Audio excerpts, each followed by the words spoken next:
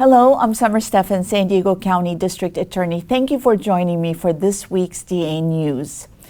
These days, we know that people are meeting online and making connections using social media.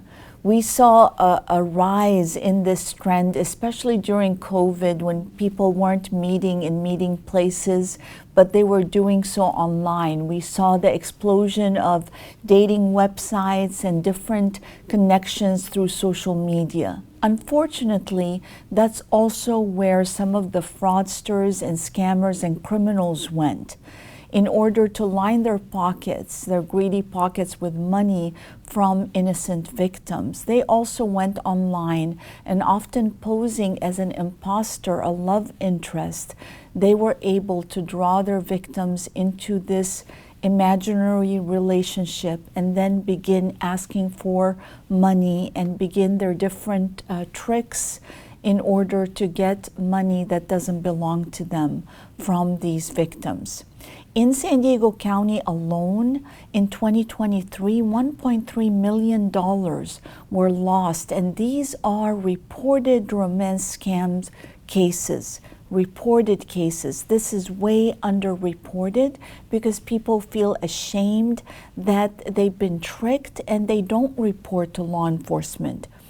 Across the United States, the Federal Trade Commission reports over $1 billion lost to romance scams, which they call imposter scams. They're the #1 scam in the state of California.